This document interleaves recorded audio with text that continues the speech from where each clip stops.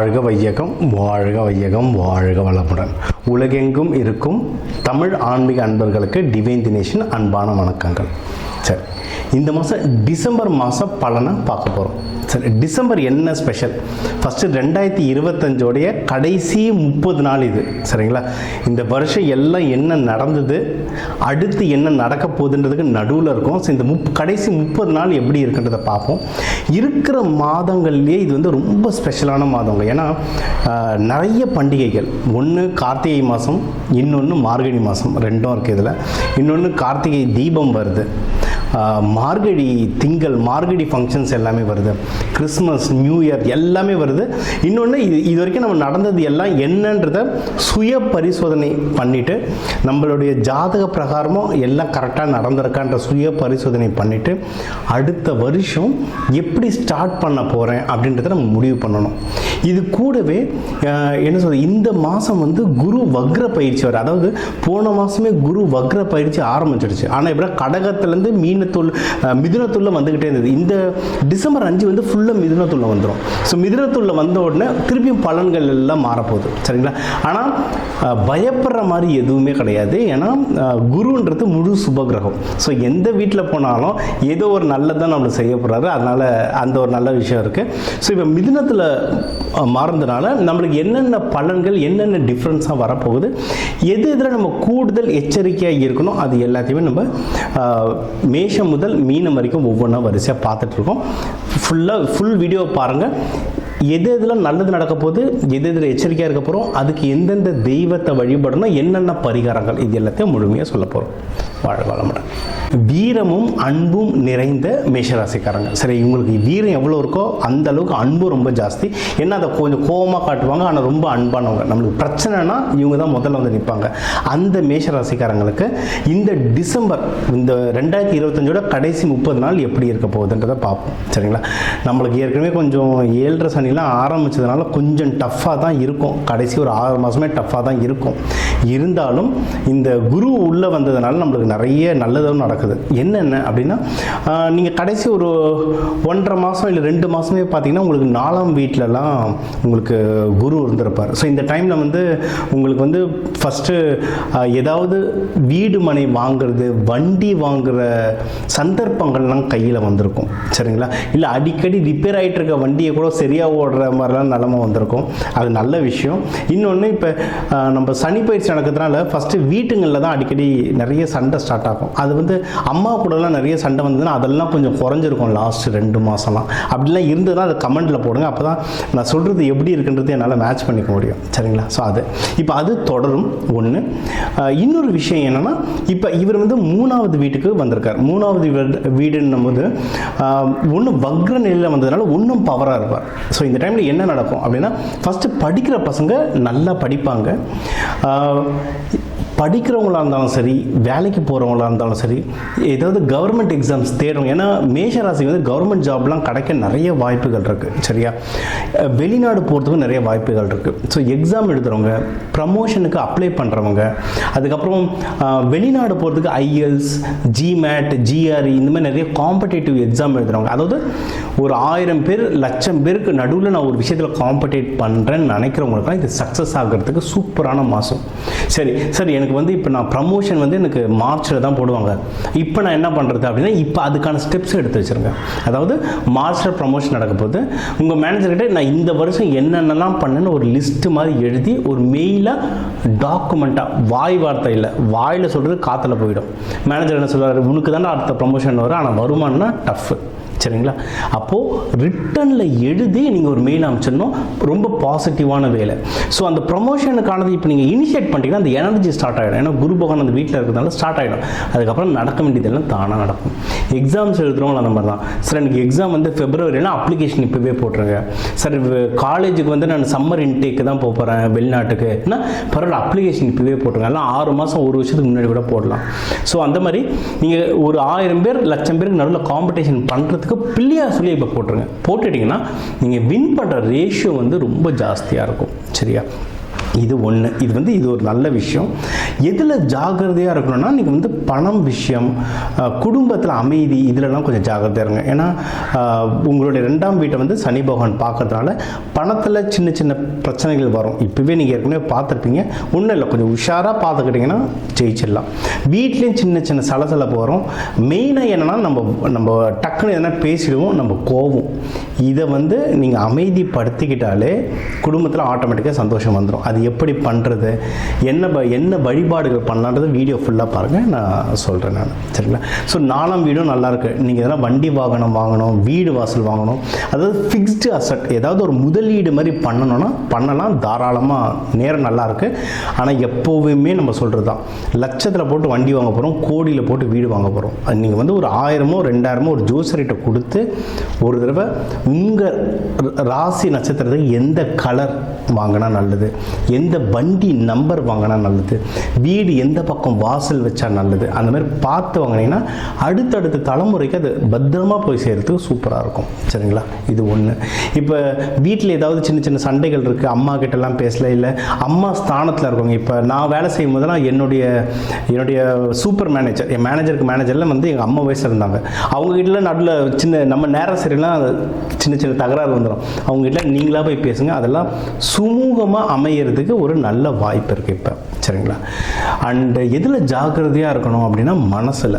ஏன்னா நம்ம மனம்ன்ற வீட்டில் இப்போ கேது பகவான் இருக்கார். அதனால் நிறைய குழப்பி விடுவார். நம்ம உட்காந்து எது தேவையில்லாததெல்லாம் யோசிப்போம். யோசிச்சிட்ட பிறகு எதுக்கு நம்ம இதெல்லாம் யோசிக்கிறோன்னு தோணும். ஸோ அந்த மனக்குழப்பங்கள்லேருந்து விடுபடுறோம். அதுக்கு மெடிடேஷன், எவ்வளவு தூரம் மெடிடேஷன் பண்ண முடியுமோ மெடிடேஷன் பண்ணுங்க. சார் எனக்கு மெடிடேஷன்லாம் பழக்கம் இல்லை, என்னாலாம் ஒரு 5 நிமிஷத்துக்கு மேலே ஒரு இடத்துல உட்கார முடியாது அப்படின்னா ஒன்றுமே இல்லை, தெய்வ வழிபாடு தான். நீங்கள் ஒன்று முருகர், இல்லை துர்க்கை அம்மன், பெருமாள் வழிபடுறவங்களா இருந்தால் சக்கரத்தாழ்வார் இல்லை கருடாழ்வார், இவங்க இந்த கோவில் சன்னிதானத்தில் போயிட்டு உக்காந்துருங்க. நான் ஒரு 1/4 வரைக்கும் எழுந்துக்க மாட்டேன். அதாவது பெஸ்ட்டுனா 21 நிமிஷம். 21 நிமிஷத்துக்கு நான் இந்த இடத்த விட்டு எழுந்துக்க மாட்டேன். சும்மாவது உட்காருங்க, கண்ணை மூடலனா கூட பரவாயில்ல, சும்மாவது உக்காந்துட்டுருங்க. உங்களுடைய தாட் அப்படியே செட்டில் ஆகும். இதுவே ஒரு பரிகாரம். கோவிலுக்கு இத்தனை தடவை சுற்றணும், இந்த பூ போடணுன்றதெல்லாம் உங்கள் மன ஒருநிலைப்படுத்த தான்.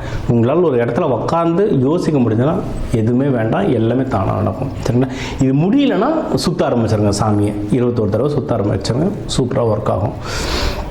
நீங்கள் ஹெல்த், ஏன்னா 6ஆம் வீட்டையும் சனி பகவான் பார்க்கறதுனால உடல்நிலை பத்திரமா பார்த்துக்கோங்க. முக்கியமாக வயிறு சம்மந்தமானது.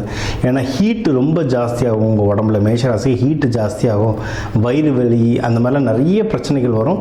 அதனால் ஹெல்த்து, ஆயில் ஃபுட்டு சாப்பிடக்கூடாது, ஃபாஸ்ட் ஃபுட்டு சாப்பிடக்கூடாது. ஏன்னா நம்ம ஒரு ராசி நட்சத்திரத்துக்குன்னு புக்கு எழுதியிருப்போம். அந்த புக்கில் சொல்லியிருப்பேன் மேஷராசின்றவங்க என்னென்ன சாப்பிடணும், என்ன சாப்பிடக்கூடாதுன்னு. உங்கள் உடம்புக்கு ஃபாஸ்ட் ஃபுட்டு காரத்தில் தான் நம்ம கையை போய் படம். ஆனால் அந்த ராசிக்கு அதை சாப்பிட்டா தான் உடல் உபாதை வரும். ஸோ இதுதான் விதி. மேஷராசிக்கு இந்த காரம் தான் பிடிக்கும். ஆனால் மதி என்னென்னா எவ்வளோ சாப்பிடணும், எப்போ சாப்பிடணுன்றது தெரிஞ்சதுன்னா உங்கள் உடம்பு பார்த்துக்கலாம். ஸோ உடம்பு ரொம்ப ஜாகிரதை. இன்னொன்று, எதிரிகள் தொல்லையிலேருந்து ஜாகிரதையாக இருங்க. ஏன்னா இப்போ 7.5 சனி நடக்கும்போது நம்ம ஒரு இவங்களெல்லாம் ஒரு பொருட்டாகவே மதிச்சிருக்க மாட்டோம். ஆனால் அவங்களாம் நம்மக்கிட்ட சண்டைக்கு வருவாங்க, நம்ம கம்முன்னு இருக்க சூழ்நிலை வரும். சரிங்களா? அந்த மாதிரிலாம் அமையும். அது இந்த டைமில் சனி பகவான் அந்த 6ஆம் வீட்டை பார்க்கறதுனால அதெல்லாம் வரும். முடிஞ்ச அளவுக்கு சைலண்ட்டாக இருந்தீங்கன்னாவே, ஏன்னா நம்மளுக்கு வாயும் டக்குன்னு வந்துடும், கையும் டக்குன்னு வந்துடும். அதனால் மேஷராசி முடிஞ்ச அளவுக்கு நீங்கள் அமைதியாக இருந்தாலே செட் ஆகிடும். அமைதியாக இருக்க முடியலன்னா அந்த நேரத்தில் மனசில் முருகா முருகா முருகா முருகான்னு சொல்லிட்டுருங்க, தானாக செட்டில் ஆகும். அதுதான் பெஸ்ட்டு வே. சரிங்களா? அண்ட் நீங்கள் 7ஆம் வீடு 8ஆம் வீடு இது இதுவும் குரு பகவான் பார்த்துட்டு இருந்தார். ஒரு 2 மாதம்லாம் வீட்டில், ஒரு 6 மாதமாக ஹஸ்பண்ட் ஒய்ஃபுக்குள்ளே இருந்த சண்டைகளில் இந்த லாஸ்ட்டு 1.5 மாதம்லாம் கொஞ்சம் செட்டில் ஆகிருக்கும். அது அப்படியே கண்டினியூ ஆகும். திருப்பியும் சொல்கிறது இதுதான், நீங்கள் அமைதியாக இருக்க பிரச்சனை இல்லாமல் ஸ்மூத்தாக போகும். சரியா? நீங்கள் இந்த லாஸ்ட் 1.5 மாதம் இந்த கடன் தொல்லை, கடன் கொடுக்கறது வாங்குறதுலாம் சில பிரச்சனைகள் வந்திருக்கும். ஏன்னா சூரியன் செவ்வாயெலாம் ஒன்றா இருக்காங்க. ஸோ சூரியன் செவ்வாய் ஒன்றா இருந்தாலே ஏதோ ஒன்று கட் ஆகிட்டே இருக்கும், இல்லை புதுசாக வாங்கிட்டே இருப்பீங்க. அதாவது கடன் ஒன்று எக்ஸ்ட்ரா வாங்கி புதுசாக கடன் வாங்கியிருப்பீங்க. இது நடந்திருக்கும். அப்படி இல்லைன்னா நீங்கள் கடன் கொடுத்த இடத்துலேருந்து அவங்கக்கிட்ட இருந்து வாங்கிறதுக்குள்ளே போராடி இருப்பீங்க, இல்லை வாங்கின கடனை அடைக்கிறதுக்கு ரொம்ப போராடி இருப்பீங்க. ஏன்னா சூரியன் செவ்வாய் இருந்தால் டைமில் இந்த ஒரு பிரச்சனை வரும். அது வந்து இப்போ நல்ல விஷயம் என்னென்னா டிசம்பர் 17க்கு மேலே அது அடுத்த வீட்டுக்கு மாறுது. ஸோ இப்போதைக்கு அந்த கடன் பிரச்சனைகள் 17க்கு அப்புறம் குறையும். ஆனால் இருந்தாலும் நம்மளுடைய 7.5 சனி நடக்கிறதுனால நீங்கள் முடிஞ்ச அளவுக்கு கடன் வாங்காதது நல்லது, இல்லை கடன் கொடுக்காதது நல்லது. ஏன்னா ரெண்டுமே பிரச்சனை. வாங்குறது கூட பரவாயில்ல, இப்போ கொடுத்துட்டு திருப்பி அதை வாங்குறதுக்குள்ள தான் நம்மளுக்கு ரொம்ப பிரச்சனையாக இருக்குது. ஸோ முடிஞ்ச அளவுக்கு கடன் கொடுக்காதீங்க, கடனை வாங்காதீங்க. தவிர்க்க முடியாத சூழ்நிலை வந்ததுன்னா டாக்குமெண்ட் பண்ணிக்கோங்க. எவ்வளோக்கு வாங்கினா என்ன வட்டி, நீங்கள் டாக்குமெண்ட் பண்ணுறதே ஒரு பரிகாரம். ஏன்னா குரு சனி ஒன்றா வந்துட்டுருக்கு. குரு சனி ஒன்றா வந்தாலே டாக்குமெண்டேஷன் அர்த்தம். நீங்கள் டாக்குமெண்ட் பண்ணிட்டாலும் அது ஒரு பரிகாரமாகும். பின்னாடி ஏதாவது பிரச்சனைகள் வந்தால் அந்த டாக்குமெண்ட்டை நீங்கள் காட்டலாம். சார் என் ஃப்ரெண்டு சைன் போட மாட்டேறான் சார், நான் என்ன பண்ணுறதுனா ஜிபேல அனுப்பிச்சிருங்க, அதுவே ஒரு டாக்குமெண்ட். அவ்வளோதான். ஸ்மார்ட்டாக யோசித்து பண்ணிங்கன்னா ஜெயிச்சிடலாம். சரியா? 9ஆம் வீடு, நீங்கள் கோவில் குளம்லாம் போகிறதுக்கு ரொம்ப அதிகமான வாய்ப்புகள் இருக்குது. தாராளமாக போயிட்டு வாங்க. முக்கியமாக என்னென்னா அதை வந்து குரு பகவான் பார்க்கறதுனால குரு ஸ்தானத்தில் இருக்கவங்க, அதாவது இப்போ காவியோட போட்டு தாடி வச்சவங்க தான் குருன்னு கிடையாது. சரிங்களா?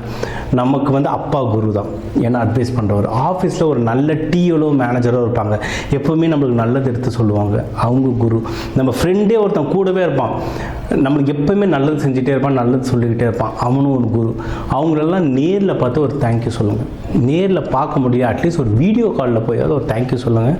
ஏன்னா அந்த வீட்டை குரு பார்க்குறாரு. ஒன்றும் குரு ஸ்தானத்தில் இருக்கவங்கள போய் நீங்கள் பார்க்க அவங்க பார்வை உங்கள் மேலே படப்பட அந்த சக்தி வந்து ரொம்ப ஜாஸ்தியாகும். அதை முடிஞ்ச அளவுக்கு டிசம்பர் 15க்கு முன்னாடியே பண்ணிவிடுங்க. அப்போ பவர் ஜாஸ்தி. அதுக்கப்புறம் பார்த்தா சில தடங்கள் வர மாதிரி இருக்குது. அதனால் இந்த விஷயத்தில் முன்னாடியே பண்ணிவிடுங்க. கவர்மெண்ட் சம்மந்தமாக ஏதோ நீங்கள் அப்ளிகேஷன் அப்ளை பண்ண போகிறீங்க, டாக்குமெண்ட் கொடுக்க போகிறீங்க, இந்த விஷயங்களும் டிசம்பர் 15க்கு முன்னாடியே பண்ணிவிடுங்க. ஏன்னா அப்போ வந்து நேரம் நல்லா இருக்குது. சரிங்களா? அதனால் அந்த டைமில் அது பண்ணிவிடுங்க.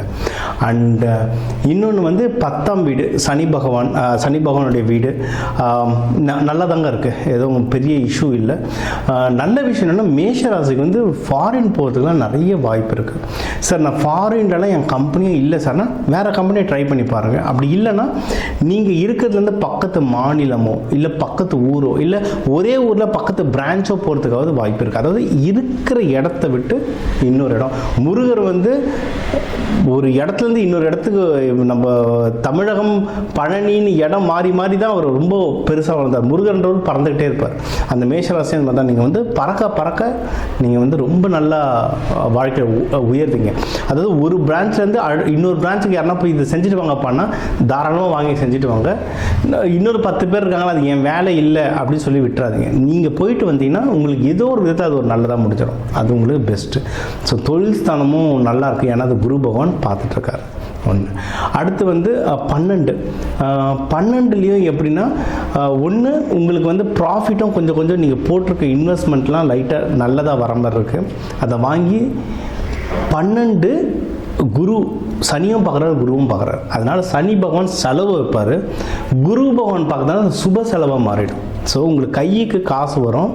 நீங்கள் என்ன பண்ணணும்னா டக்குன்னு நம்ம 4ஆம் வீடோ நல்லா இருக்கிறதுனால நீங்கள் வீடோ வண்டியோ இல்லை நகையோ உங்களால் எதோ முடியுமோ அதை இன்வெஸ்ட் பண்ணிடணும். அது இன்வெஸ்ட்மெண்ட் பண்ணலன்னா அது ஏதோ ஒரு விதமான செலவு வந்துடும். ஏன்னா கிறிஸ்மஸ் நியூ இயர் அடுத்து ஒரு மாதத்துக்கு பார்ட்டி தான். அது எப்படி செலவு ஆகும்னே தெரியாது. ஒரு தடவை கடை உள்ள போயிட்டு வந்தோம், ஒரு துணி கடை உள்ள போயிட்டு வந்தோம்னா புஷ்ஷுன்னு ஆகிடும். அதனால் அதை முன்னாடியே நீங்கள் வந்து இன்வெஸ்ட்மெண்ட் பண்ணிவிடுங்க. நகையோ முக்கியமானதை வாங்கிட்டு மீதி இருக்கிற காசில் சந்தோஷமாக என்ன செலவு பண்ணுமோ பண்ணுங்கள். இதை பண்ணிட்டீங்கன்னா உங்களுக்கு வந்து சனி குரு பகவான் எல்லா பிளானட்டும் சப்போர்ட் பண்ணும். அதாவது பிளானட்ஸ் வந்து இப்படி தாங்க, இது வந்து ஒரு கிரகம், இது ஒரு சயின்ஸ். ஒரு கோள்கள்லேருந்து ஒரு தாக்கம் வரும். ஒரு தாக்கத்துக்கு ஏற்ற மாதிரி நம்ம உடல் மனசு மாறும். நீங்கள் வந்து நம்ம கோவில் போயிட்டு சாமி கும்பிட்டுட்டு பூ போட்டால் தான் அர்ச்சனை பண்ணால் தான் எல்லாமே நடக்கும்ன்றதே கிடையாது. ப்ராக்டிக்கல். ஏன்னா இப்போ இது வந்து உலகம் முழுக்க இருக்காங்க தமிழர்கள். இப்போ மலேசியாவில் கூட நம்ம ஊர் கோவில் இருக்குது. நிறைய பேர் US UK ஆஃப்ரிக்காவிலேருந்துலாம் ஃபோன் பண்ணுறாங்க. அவங்ககிட்ட போய் நம்ம முருகர் கோவிலில் போயிட்டு செவ்வறையில் அர்ச்சனை பண்ணுன்னா பாவம் அவங்க என்ன பண்ணுவாங்க. அதனால் ப்ராக்டிக்கல் எக்ஸாம் வாரத்துக்கு ஒரு தடவையாவது கோயில் போயிட்டு வந்துருங்க. மீதி வீட்டிலேருந்தே என்னென்ன பரிகாரங்கள் பண்ண முடியுமோ அதை பண்ணுங்கள். இப்போ நம்ம சொன்னது எல்லாமே வாழ்வியல் பரிகாரம், வீட்டில் இருந்தே பண்ணலாம். முருகர், துர்கை, கருடாழ்வார், சக்கரத்தாழ்வார் இவங்க 4 பேர் படத்தை வச்சு வீட்டிலேருந்தே நீங்கள் வழிபடலாம். மேஷராசி தீபம், நல்லெண்ணெய் இல்லை நெய் தீபம் போட்டு வழிபடுறது ரொம்ப சூப்பர். கோயிலுக்கு போக முடிஞ்சதா போயிட்டு வாங்க, போக முடியலன்ற சூழ்நிலை வீட்லேயே வச்சு வழிபடுங்க, சூப்பராக ஒர்க் ஆகும். இந்த டிசம்பர் மாதம் உங்களுக்கு சூப்பராக அமையும். இந்த 2025 உங்களுக்கு வந்து நல்லபடியாக அமைஞ்சிருக்கும். 2026 உங்கள் எல்லாருக்குமே நல்லபடியாக அமையும். Wish you happy new year. வாழ்க வளமுடன்.